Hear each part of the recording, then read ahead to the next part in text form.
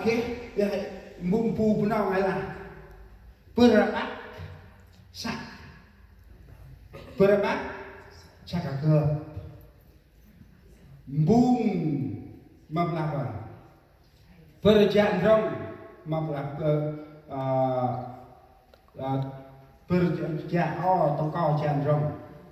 ber ích ao giờ là tong cao ích rong tong cao ích cái cái mình rong ber ích ao bung apa sak ke member bung pang ích ngân mà nào càng cực năm mà đặt xa cực này kia cái này kia cái đi cực năm ta năm ai cho ta sạch mỗ lục vừa chạy cái thân thể này không muốn ra mà để làm việc mà cái miệng thì muốn năm tới tôi sẽ thu nhập năm tới hơn năm nay nhưng mà cái con người không muốn ra ngoài cứ ở trong nhà chỉ ôm điện thoại làm sao chúng ta có được reading của nó là bu mà sạch gặp lại ta chơi dưới là tầm gần đó có làm nhất như đang đua he cái này một cái gì mà dưới hai sai phút nào hai tỷ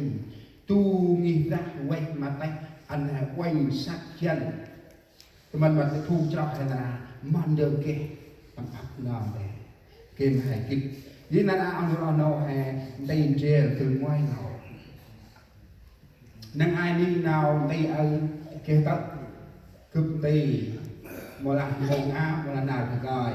kia tợ đấy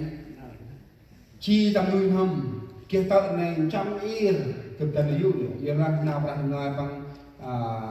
đây hay cái này sao vậy tu nghi ra quanh mà tay chiền nghi ra kích tầm dơ mà bữa tầm dơ rằng nó tờ là nấy chinh phu là bằng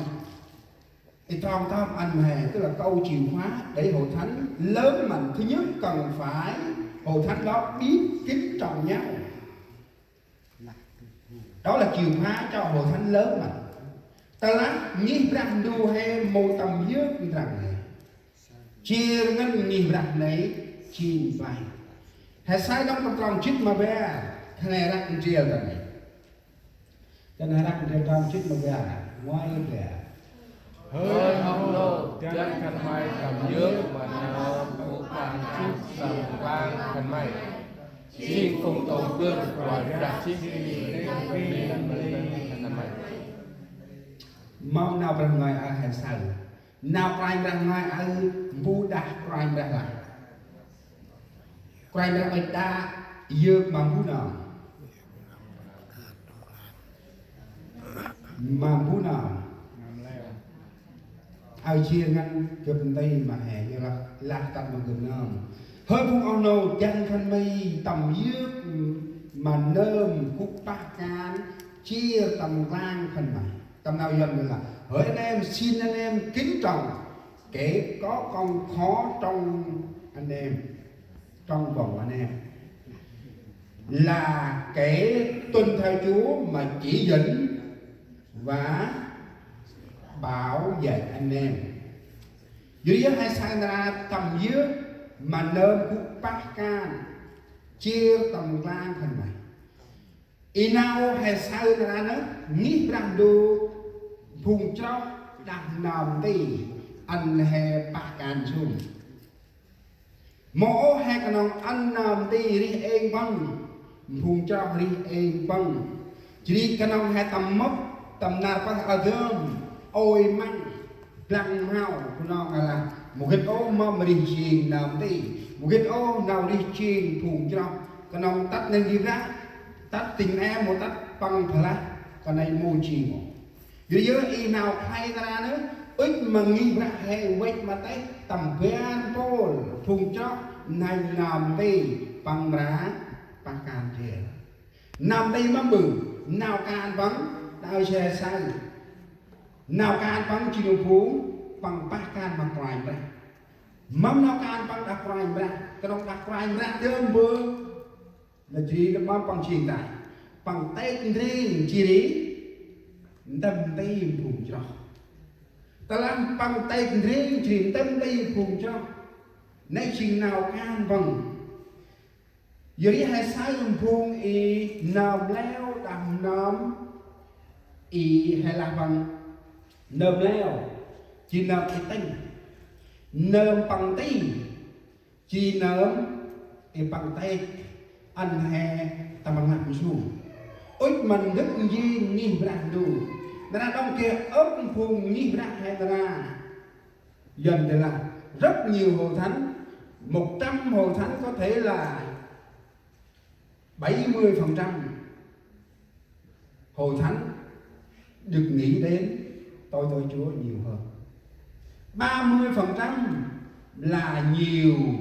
hội thánh bỏ rơi tôi Chúa ấp nghi ra đủ là cua hang nghi ra kế bất dần thì là 70% hay một đồng là bất tới hang chỉ nghi ra ăn một cái nhốt nằm đi ngoài nằm này bằng can một can rồi chỉ nghi ra hè tắt bằng tiếng này một tắt là tây nào ngồi một tây là thì hè một khách ôi chịu ngoài ý ta nào nó ý giờ nào một chi nghi ra đủ ra cướp tây ale cái mà hè kích đức gì nghi ra đủ hè một ale chín năm một con đồng cướp cút tăng nghi ra đủ áo tướng cướp tây là cướp một kia ta tao áo cái mà cái này là mất nam tây và ba đồng rồi cái mà cái này là ăn phùng ốc mon ngoài ra cái nào chứ quay phùng cho một cái nào tầm dư chia ngân tầm premier là nam tây tiền tây cả tri là nam tây ma mười cấp tăng ngoài ở lời một lời nam tây premier trời bạc đấy thì qua đông cái đông nam là tầm premier âm hố kia như nam tây cái đông này là ích ca lên sôi mức phải mà mừng tầm nào rằng người là tầm dư mà nơm cũng bác can chia tầm tam thần này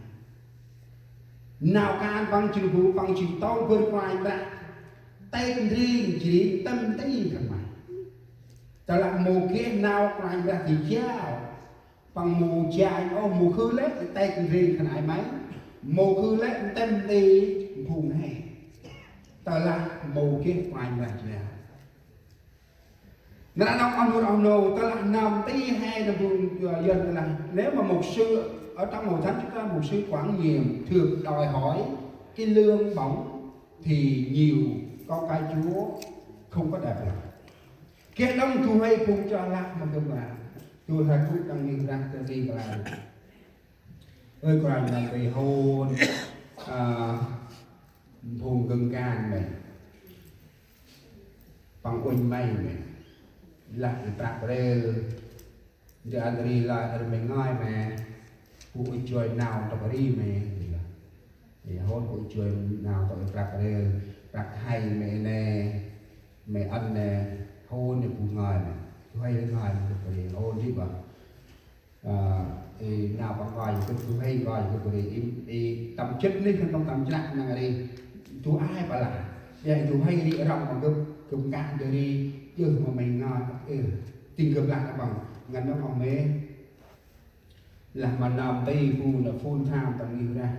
cơm bình là cơm xa bạc là mô hạt quýt thì cơm lại bằng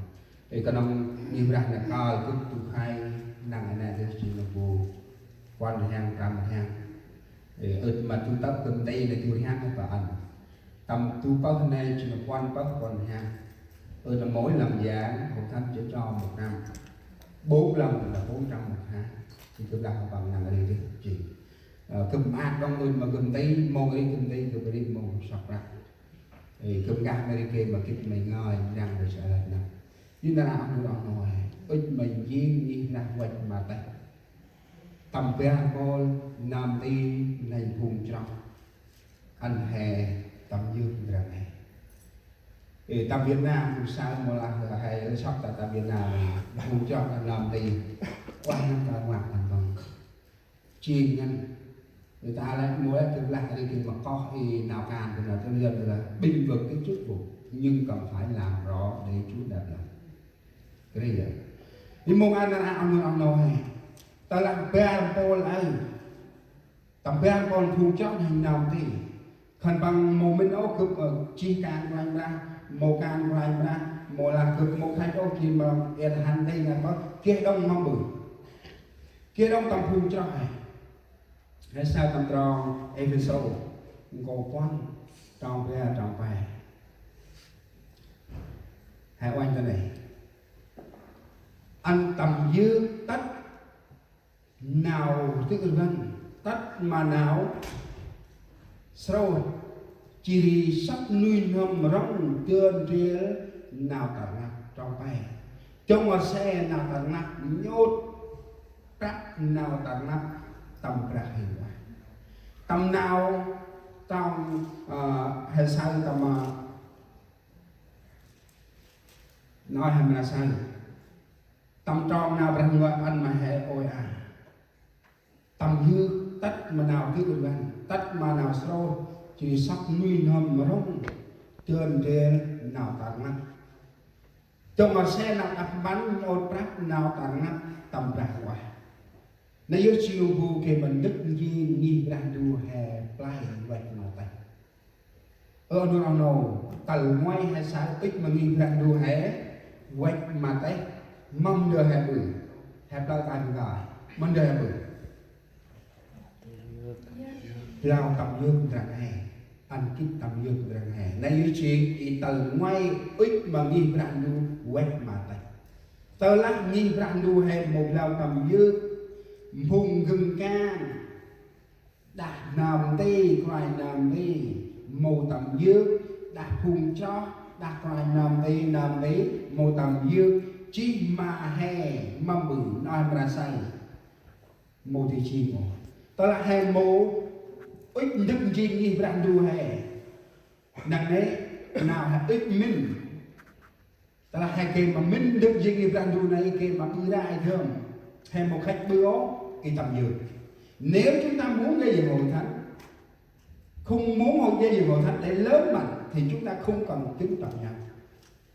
ta là hai ức đức nhìn nghi rằng đù hé quét mặt ấy rồi ngoài anh mà nghi rằng đù đấy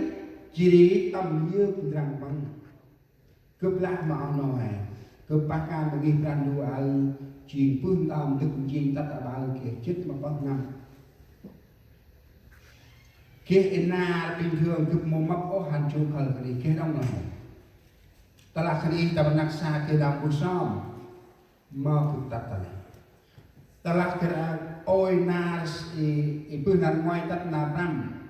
mang cái xích là can cực mồm mập ô hành khởi cái mà bự chỉ cực mồm mập đông nung phủ sâu xa riêng mà cái ở ngoài là mình mang áo hành xa thì rất giờ cái mồm mập đông hành